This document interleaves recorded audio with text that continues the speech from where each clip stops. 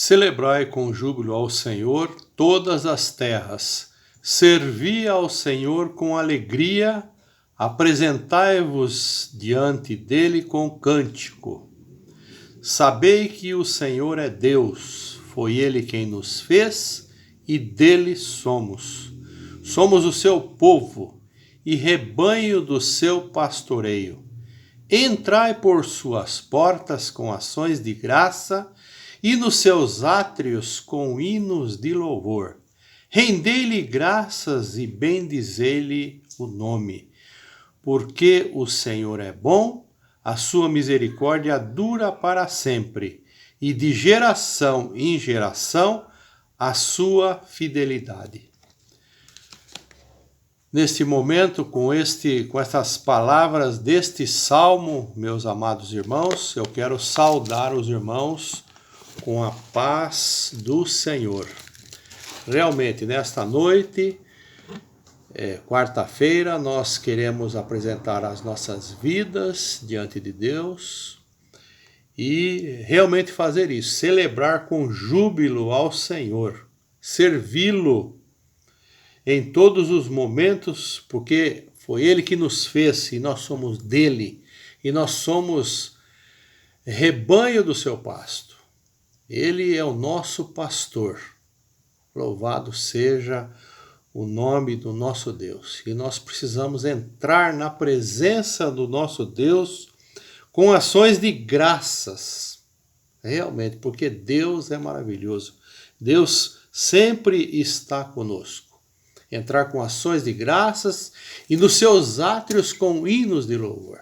Vamos cantar também para Ele, louvando o nome do nosso Deus.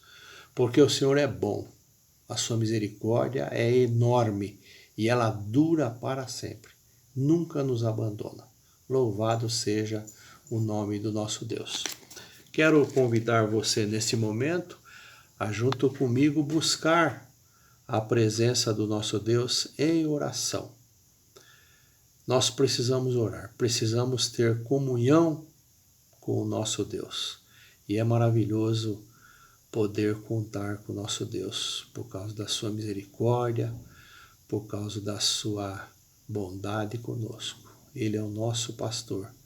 E nós, como ovelhas do seu pasto, deixarmos que Deus nos trate, deixar que Deus cuide das nossas vidas, deixar que Ele nos alimente, deixar que Ele nos leve para pastos verdejantes, para águas tranquilas, buscando sempre a sua presença. É maravilhoso, meus irmãos, nós participarmos da Igreja de Deus neste mundo tão difícil, mundo onde tantas coisas acontecem, tanta tristeza que nós vemos, tantas pessoas desesperadas, mas nós temos um Deus, nós temos um pastor, nós não estamos como ovelhas perdidas, não. Nós estamos no aprisco do nosso Deus, do nosso pastor. E o nosso pastor, ele cuida com carinho, ele cuida com misericórdia, ele não olha para nós, ele não olha para os nossos erros. Muito pelo contrário, ele nos perdoa. Ele não quer que nós erremos mesmo, não quer que nós pequemos. Mas mesmo pecando, se nós colocarmos diante dele as nossas vidas, ele é fiel e justo para nos perdoar e para nos abençoar. Deus sempre está conosco. Louvado seja o nome do nosso Deus. Como é bom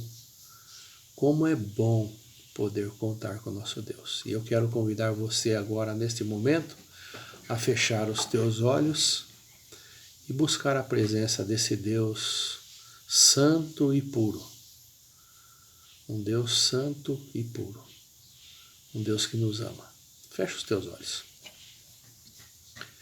Eterno e poderoso Deus, nosso Pai Celestial, nós estamos mais uma vez, Deus amado, em oração, falando contigo, porque o Senhor nos ouve. O Senhor está aqui agora. O Senhor pode nos ouvir. E nós queremos, Pai amado, em nome de Jesus, primeiramente te pedir perdão pelas nossas falhas, pelas nossas fraquezas, porque somos fracos, somos falhos, mas nesta hora nós queremos abrir o nosso coração e colocar diante de Ti e te pedir perdão. Perdoa-nos, Deus amado, perdoa-nos, porque nós somos maus e muitas vezes erramos e caímos. Muitas vezes ofendemos o nosso próximo. Muitas vezes falamos coisas que não devemos. E muitas vezes também pensamos coisas que não devemos pensar. Porque nós somos teus filhos, nós conhecemos a tua palavra. Mas mesmo assim, Senhor, por causa da nossa dura cerviz, por causa da nossa pecaminosidade, por causa da nossa humanidade, nós erramos. Não queremos fazer assim, não queremos.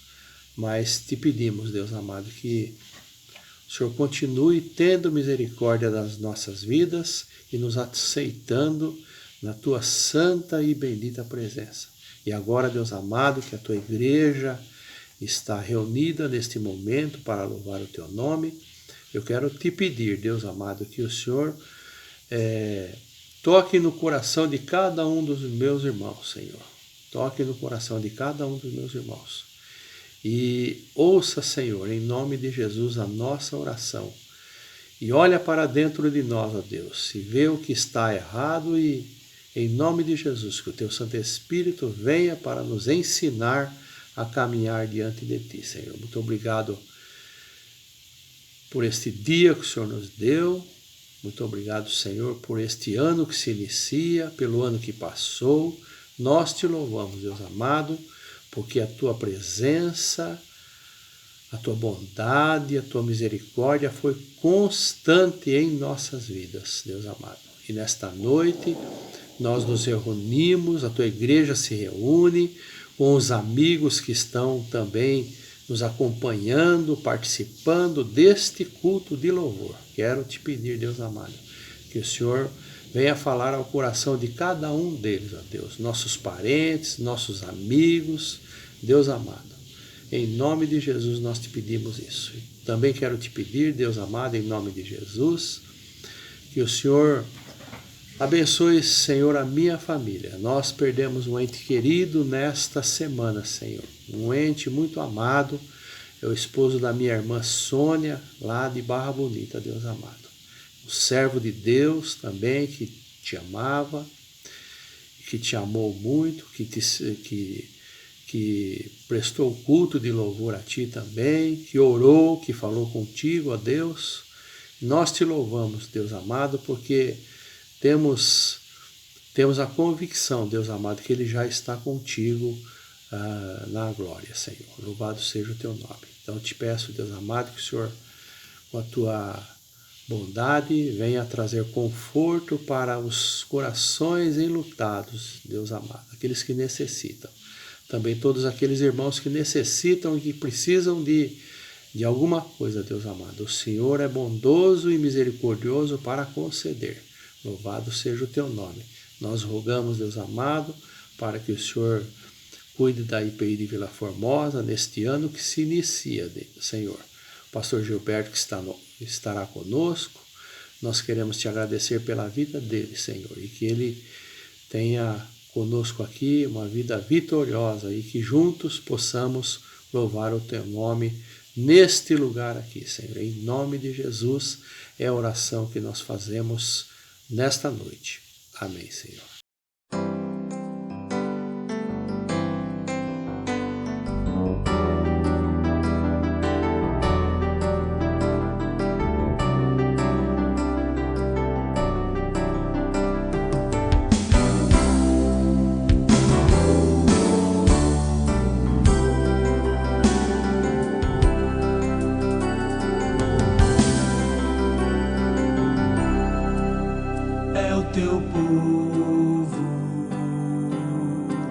aqui presente, todos numa só voz, declarando que só Tu és grande, exaltamos Teu doce nome, pelo amor, pela cruz, por Teu Filho Jesus, pois és santo, sim, és digno de louvor e de ser adorado. És bondoso, Pai querido, dentre todas as coisas Tu és verdadeiro Senhor.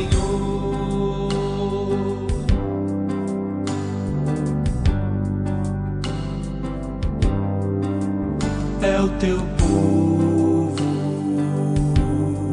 aqui presente, todos numa só voz, declarando que só Tu és grande, exaltamos Teu doce nome, pelo amor, pela cruz, por Teu Filho Jesus, pois és santo, sim, és digno de louvor e de ser adorado. És bondoso, Pai querido, dentre todas as coisas Tu és verdadeiro Senhor. Pois és santo, sim, és digno de louvor e de ser adorado. És bondoso, Pai querido, dentre todas as coisas Tu és verdadeiro Senhor.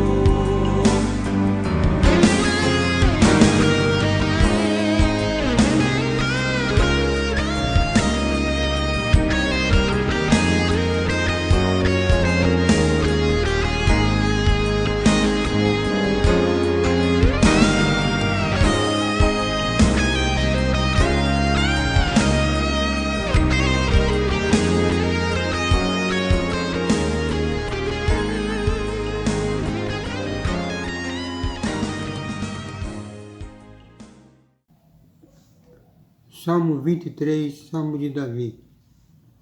O Senhor é meu pastor, nada me faltará. Ele me faz repousar em pastos verdejantes. Leva-me para junto das águas de descanso. Refrigera minha alma. Guia-me pela vereda da justiça. Por amor do Seu nome, ainda que eu ande pelo vale da sombra da morte, não temerei mal nenhum, porque Tu estás comigo. A Tua vara e o Teu cajado me consolam.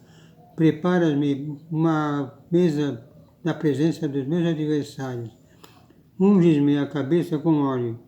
O meu cálice transborda. A bondade e a misericórdia certamente me seguirão todos os dias da minha vida. E habitarei na casa do Senhor para todo sempre. Amém. Boa noite, Pai do Senhor. Tudo bom, meus queridos irmãos? Aqui quem está falando é o pastor Sérgio. Nós queremos dar um grande abraço à igreja da IPI da Vila Formosa. Amém, amados? Nós vamos fazer a oração, mas antes de oração, vamos ler a palavra do Senhor no Salmo 34. Diz assim no verso 17 em diante: O justo clama, e o Senhor os ouve, e os livra de todas as suas angústias.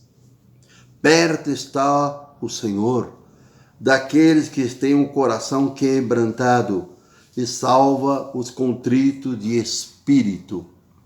E o verso 19: Muitas são as aflições do justo, mas o Senhor os livra de todas. Meus amados, a palavra do Senhor diz que o ouvido dele, nesse mesmo salmo, diz que o ouvido dele está atento ao nosso clamor. E uma das coisas que eu e você temos que fazer é orar ao Senhor. Não é apenas esperar ou apenas olhar o vento e ver aonde vai dar a situação. Eu e você temos que orar, falar com o Pai. Ele sabe das nossas cidades, mas eu e você somos dirigidos a orar a Ele. E a Bíblia diz que Ele ouve as nossas orações e que livra-nos. Ele nos livra de todo mal. Se alguma coisa não está no plano dele, Ele tira. Amém, queridos? E nós vamos orar agora para a igreja, para aqueles que estão tendo alguns problemas. Porque a Bíblia diz que o Senhor livra de todo mal e que ele está perto daqueles que clamam o nome dele. Amém? Meu Pai amado, meu Senhor da glória, nós te louvamos e te agradecemos, ó Deus, por esse culto que estamos fazendo agora, Senhor. Pai amado, nós te louvamos pelas alegrias, Senhor, do teu povo, nós te louvamos pelas bênçãos, Senhor. Mas nós lembramos também, Senhor, que há muitos do nosso meio, Senhor, que estão padecendo necessidades. Alguns, ó Pai, estão acamados, ó Deus. Outros, ó Pai, estão sofrendo aflições, ó Pai. A tua palavra, Deus, diz que perto está o Senhor daqueles que clamam por Ele, ó Pai. Pai amado, vem, conforta os corações, ó Pai. Ó Pai, fortalece, Senhor, aqueles que estão fracos. Fortalece, Senhor, aqueles que estão precisando, ó Pai, de um ânimo, Senhor. Anima os teus servos, ó Pai. Dá a tua cobertura, ó Pai. Tem misericórdia daquele que não tem onde se inclinar a cabeça, Senhor. Dá sabedoria, ó Pai. A tua palavra diz que tu dá sabedoria ao simples, Senhor, e que a tua palavra refrigere a nossa alma, Senhor. E ainda que nós andássemos pelo vale da sombra da morte, nós não temeremos nada, mal algum, porque tu estás conosco, a tua vara e teu cajado nos consola, Senhor. Nós te louvamos, nós te agradecemos por tudo, Pai. Fica conosco, no teu santo nome nós pedimos. Amém.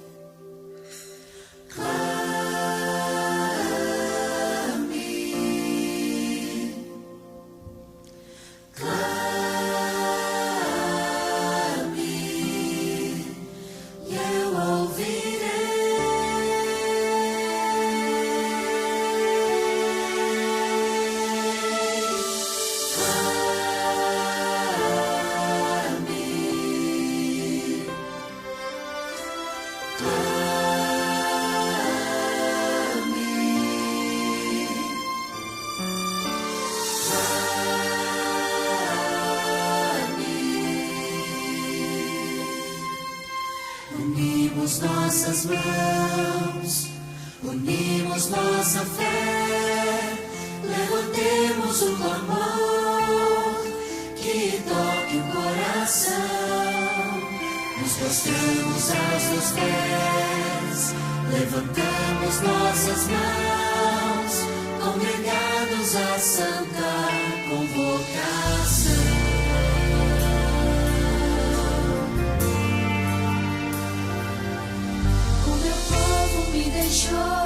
Quando buscou os seus prazeres, o meu povo me deixou.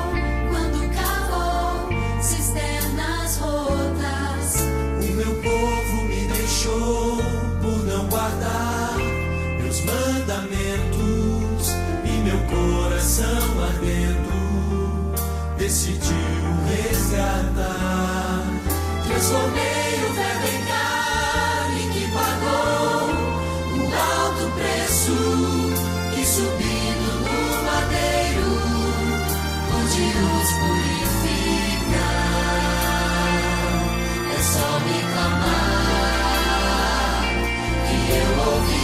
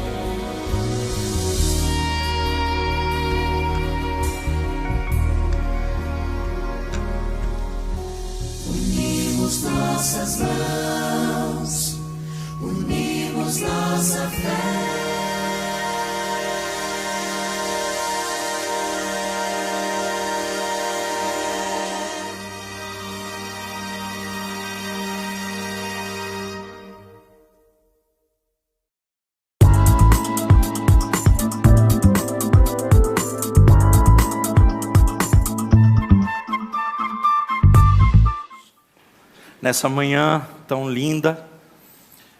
É um privilégio podermos estar reunidos em unidade, em comunhão, na presença desse que é o Senhor de todas as coisas.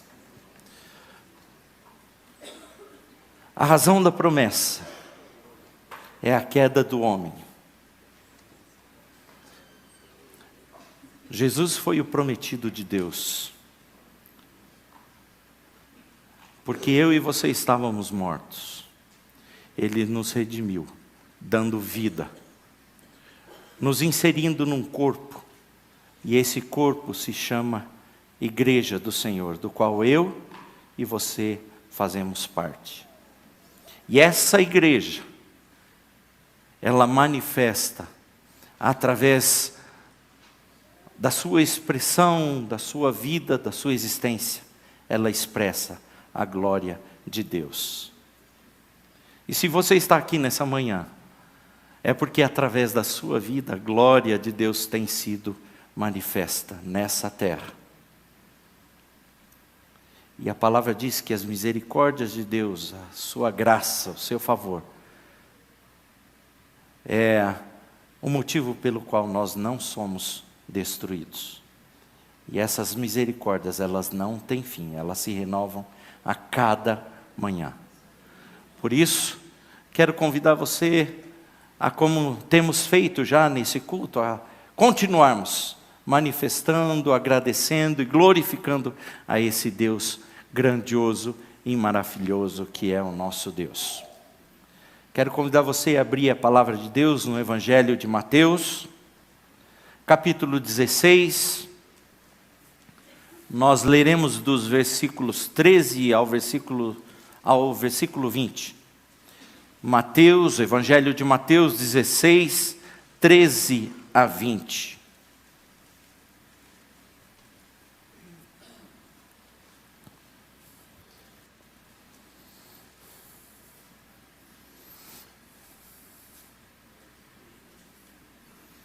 A palavra de Deus nos diz: indo Jesus para os lados de Cesareia de Filipe, perguntou aos seus discípulos: quem diz o povo ser o Filho do Homem? E eles responderam: uns dizem João Batista, outros dizem Elias, outros Jeremias ou alguns dos profetas. Mas vós, continuou ele, quem dizeis que eu sou? Respondendo Simão Pedro, disse: tu és o Cristo, o Filho do Deus vivo. Então Jesus lhe afirmou: bem-aventurado és, Simão Barjonas, porque não foi carne e sangue que tu revelaram, mas meu Pai que está nos céus.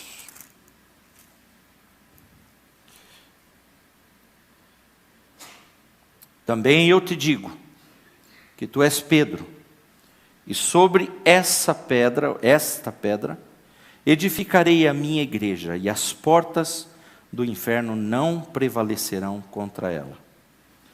Dar-te-ei as chaves do reino dos céus.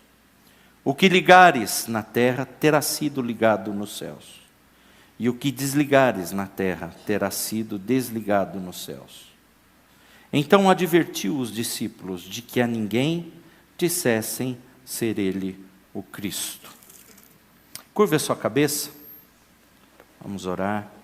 Pai amado, clamo a Ti nessa hora, nesse momento tão precioso, tão ímpar, a iluminação do Teu Santo Espírito. Fala conosco, Pai. Fala conosco a Tua vontade. Inspira-nos, Senhor, nessa hora. Nós queremos estar com as nossas mentes, nossos corações abertos para receber do Senhor a porção que Tu tens para cada um de nós nessa manhã. Nós pedimos e agradecemos em nome de Jesus. Amém.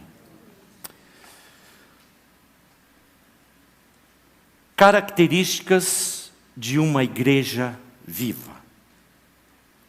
Esse é o tema sobre o qual eu gostaria de compartilhar com cada um de vocês nessa manhã.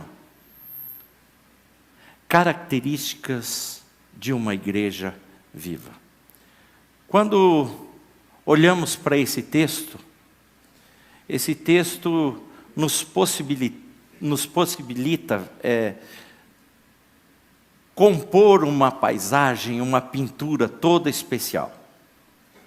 Eu fico imaginando a cena, Jesus caminhando com seus discípulos, e era um vilarejo próximo, e ele está caminhando com esses homens, e é interessante que nesse texto, ele faz uma pergunta que muitas vezes nos parece redundante. Ele vira para seus discípulos, talvez eles estivessem conversando sobre qualquer outra coisa, e ele pergunta: quem dizem o povo que eu sou?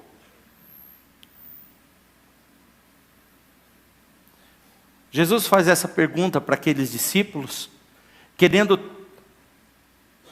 tirar desses homens que com ele caminhavam uma resposta a respeito do que o povo, aqueles que estavam ou se interessavam pela mensagem de Jesus, ou pelos seus milagres, ou por tantas coisas que ele fazia.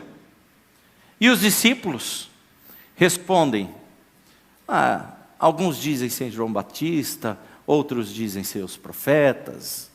E assim eles respondem à pergunta de Jesus. Mas é interessante que Jesus parece não ficar muito satisfeito com essa pergunta. E nesse momento nós entendemos que, na verdade, essa pergunta inicial de Jesus foi uma introdução ao que ele, na verdade, queria tirar daqueles que andavam com ele, seus discípulos. E na sequência ele faz uma segunda pergunta. E a pergunta é a seguinte: e vós? E vocês que andam comigo, que são meus seguidores? Esse é o significado da palavra discípulo.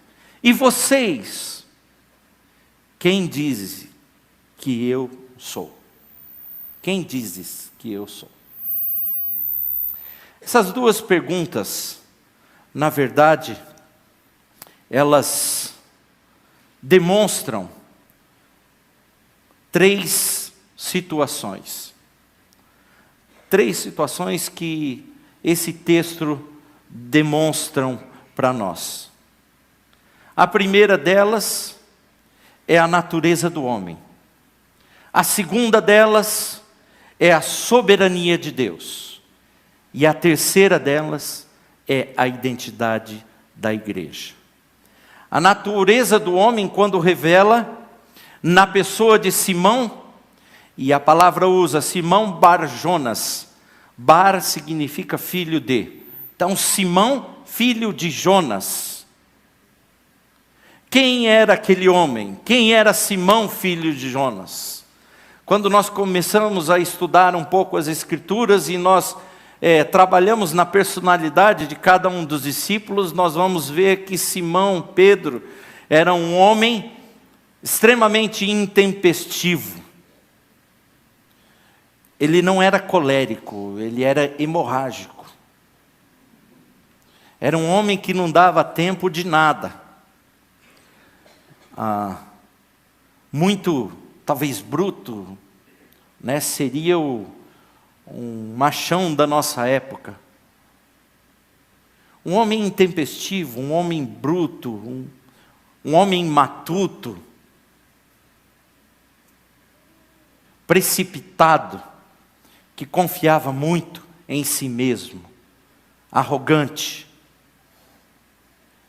É interessante que, olhando um pouco no contexto de toda essa escritura e desse texto, no versículo 16, ele diz: Tu és o Cristo, o Filho do Deus vivo. E logo depois, Jesus disse: Bem-aventurado és, porque não foi carne e sangue que tu revelaram, mas meu Pai que está nos céus. Era um homem que, apesar de ser do jeito que era, se permitia ser usado por Deus. Mas também era um homem vulnerável, que estava extremamente sujeito à ingerência do maligno. Vire a sua Bíblia, a sua página, no versículo 22 e 23. Palavra desse mesmo capítulo 16. Para provar isso, a palavra de Deus nos diz nesses dois versículos. E Pedro, esse mesmo Pedro, Simão, filho de Jonas, chamando-o à parte, começou a reprovar Jesus, dizendo: tem compaixão de ti, Senhor, isso de modo algum te acontecerá.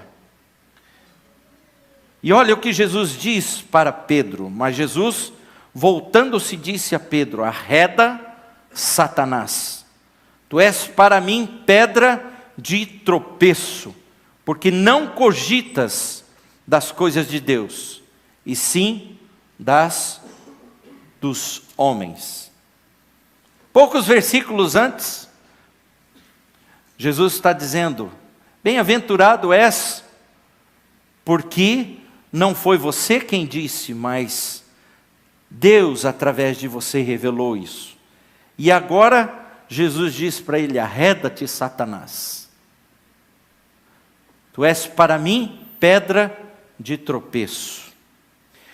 Isso nos demonstra como é a natureza do homem.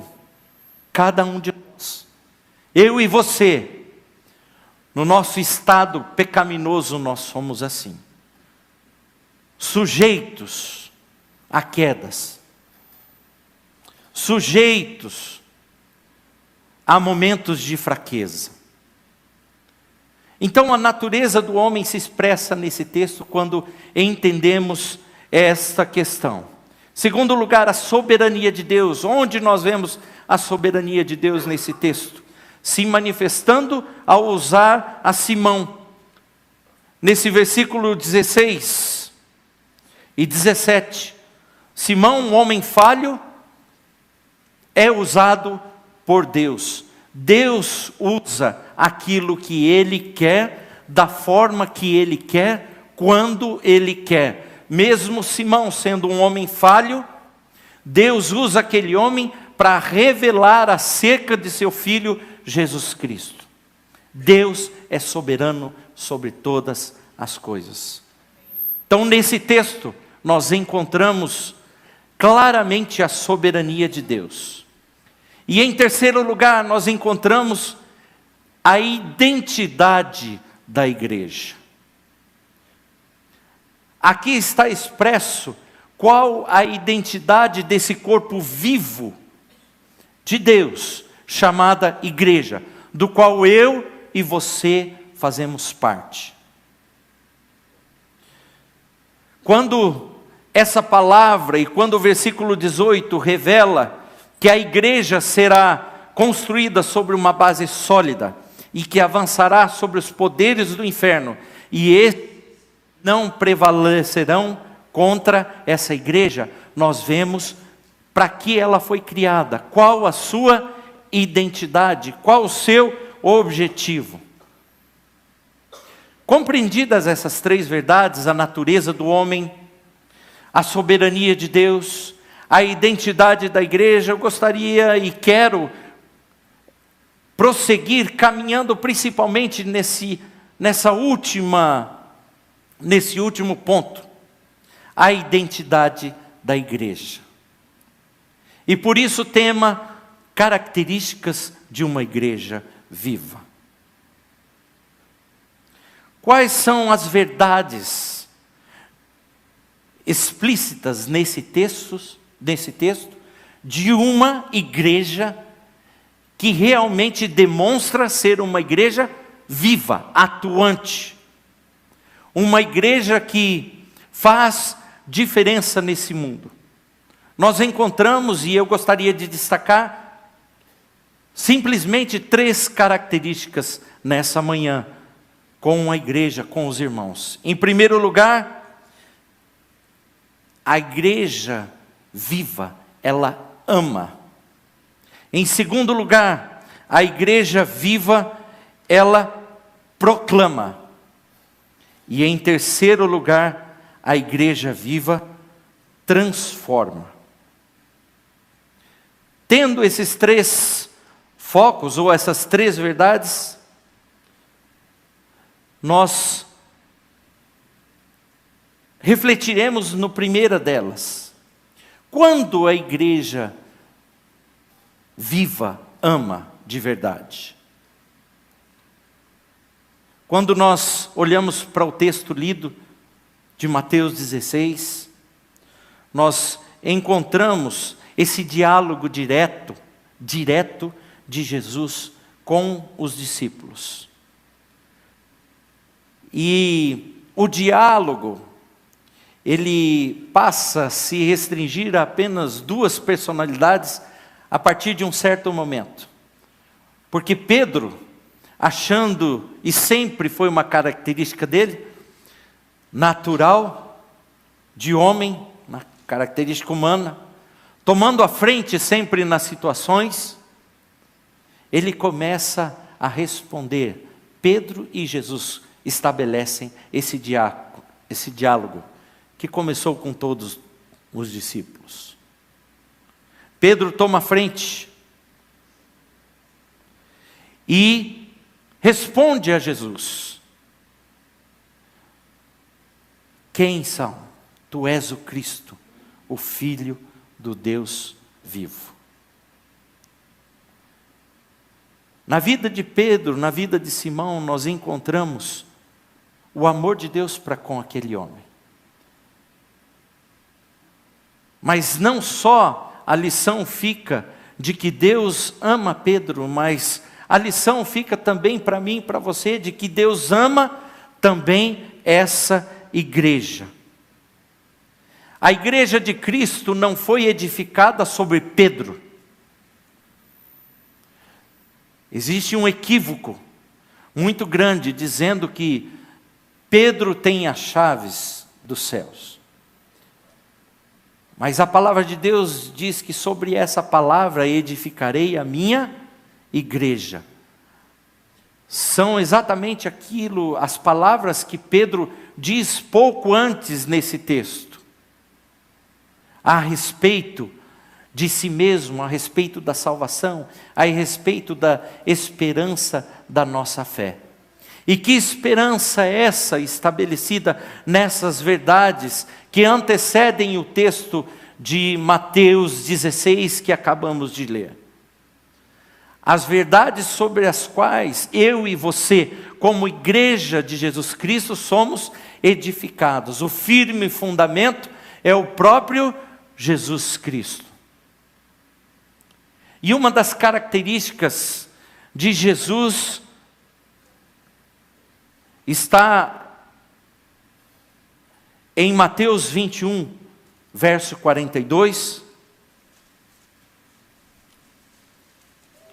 Mateus 21, verso 42.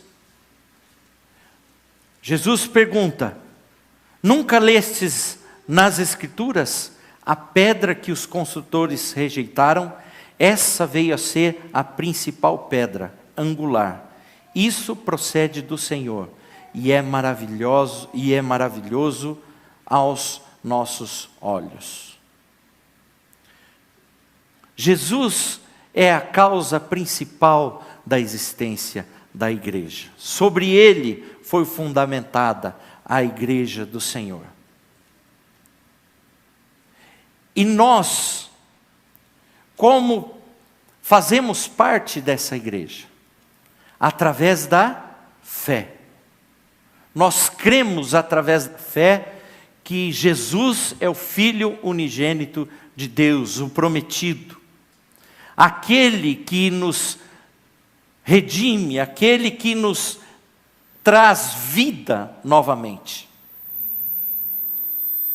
E eu e você individualmente só podemos ter vida através de Jesus Cristo, através da nossa fé em Jesus Cristo.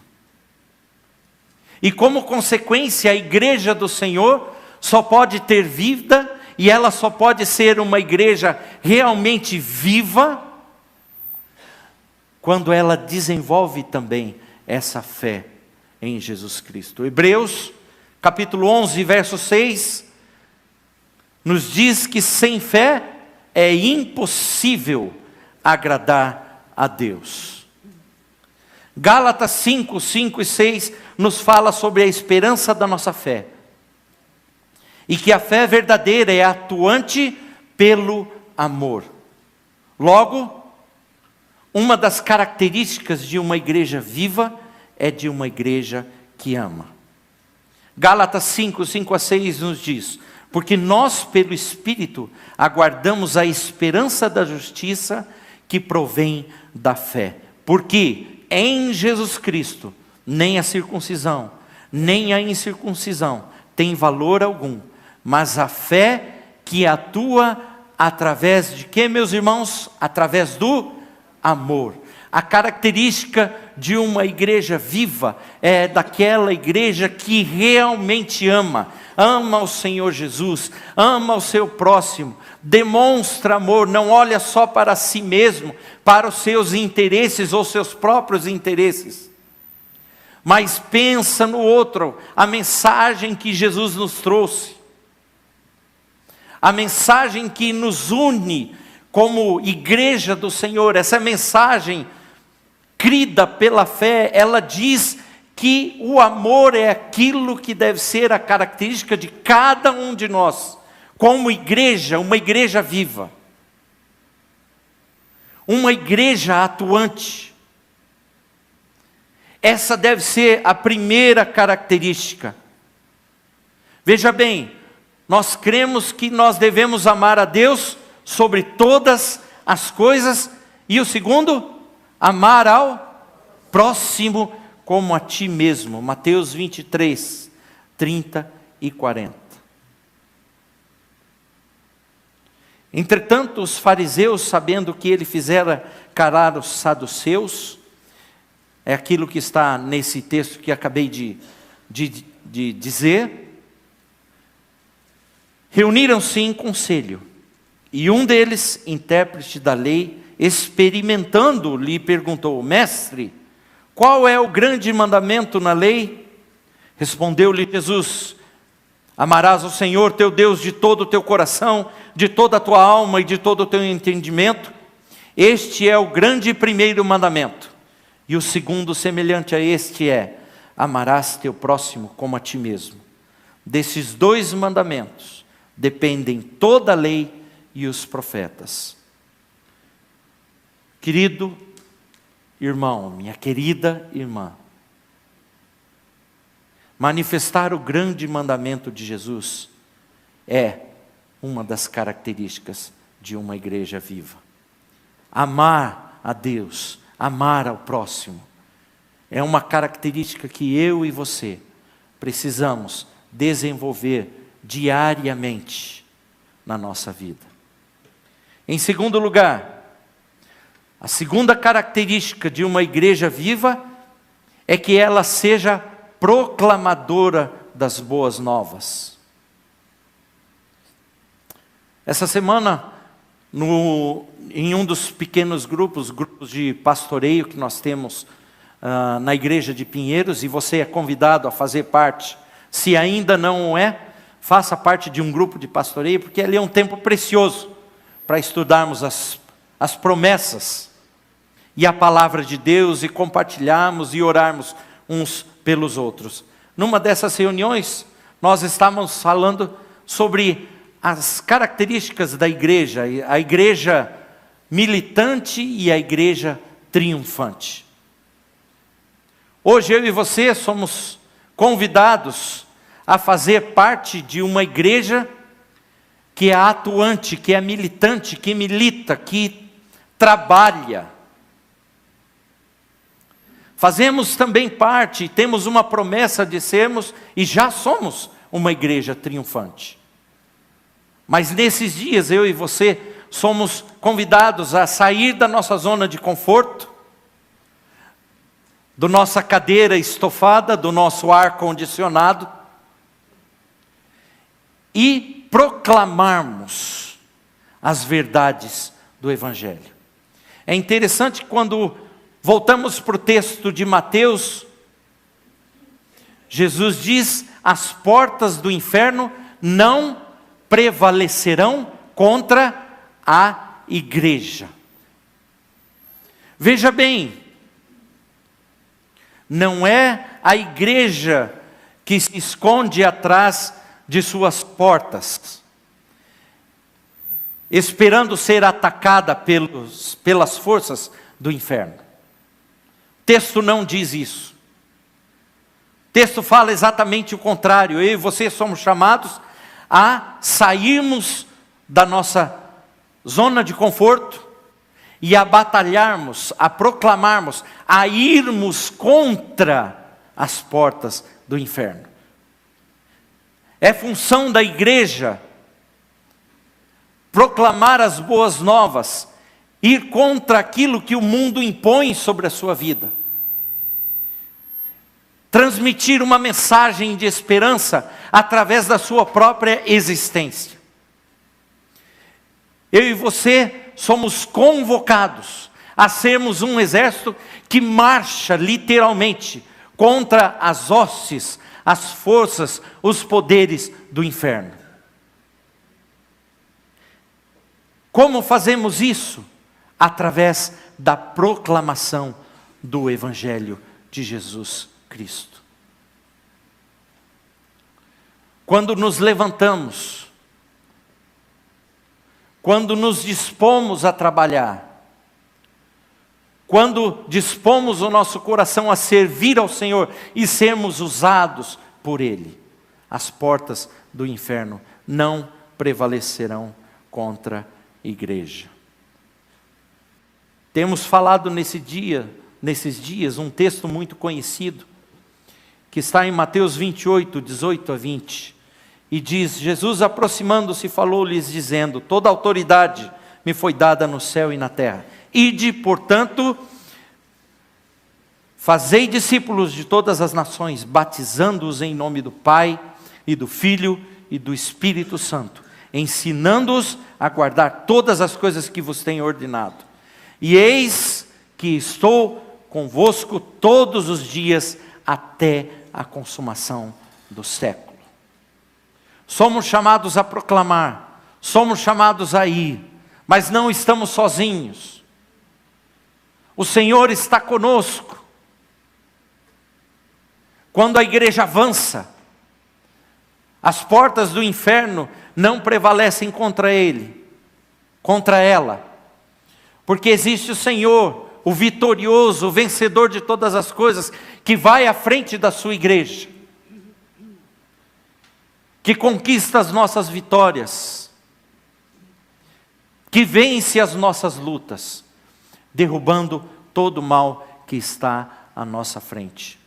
John Stott, ele nos diz: em último caso, empenhamo-nos hoje na evangelização, não porque desejamos evangelizar, porque preferimos fazê-lo ou porque gostamos disso, mas porque nos foi ordenado que fizéssemos. Pecamos como igreja, morremos como igreja, deixamos de ser uma igreja viva quando não obedecemos o ID de Jesus. E a igreja não é formada de somente pastores que pregam. A igreja não é formada somente de líderes de grupos familiares, ou de professores de escola dominical, ou de professores de discipulado.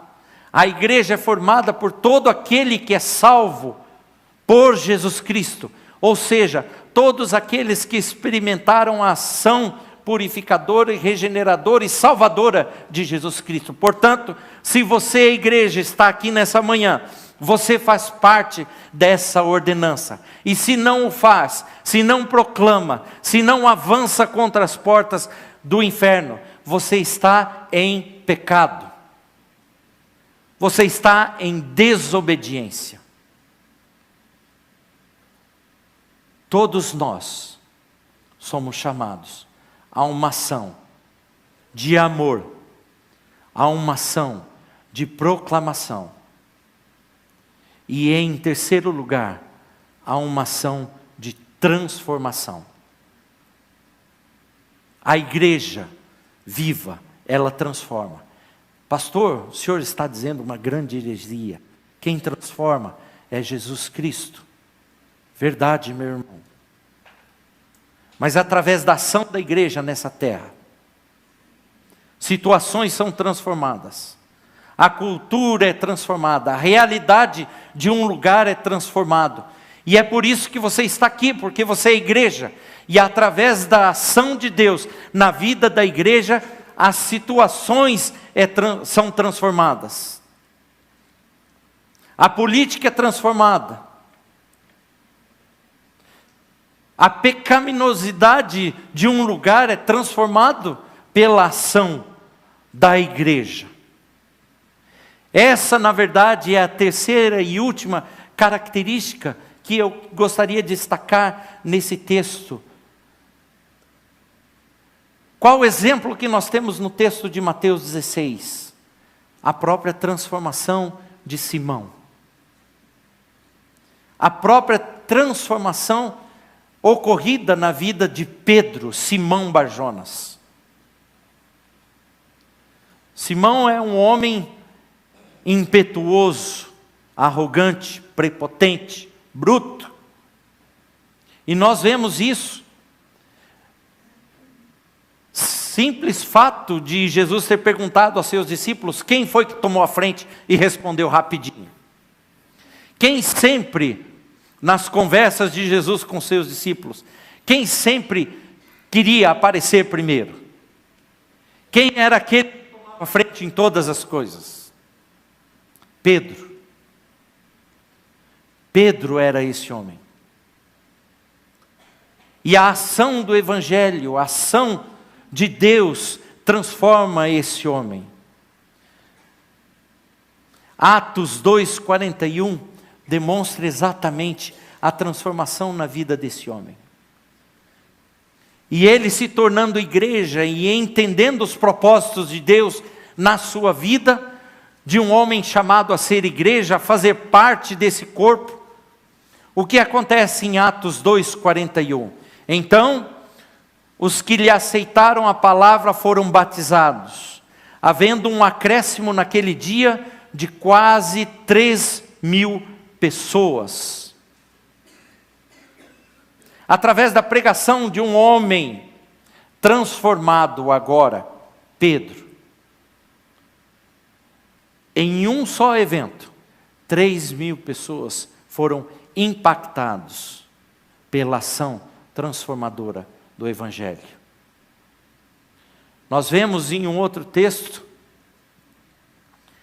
que o crescimento da igreja começava a incomodar os judeus e os religiosos da época. São esses que transtornam a nossa cultura, a nossa época, a nossa cidade, os nossos costumes. Porque a igreja estava presente. A igreja exercia sua função de transformadora. A igreja de nossos dias, meus queridos e minhas queridas, precisa exercer sua ação transformadora. Eu e você não podemos nos conformar com esses dias, com a corrupção, com os desvios da palavra e desvios éticos. Aquilo que sempre foi essencial para a existência humana está sendo deturpado. O pecado tem exercido um domínio doentio na vida de cada uma das pessoas na sociedade.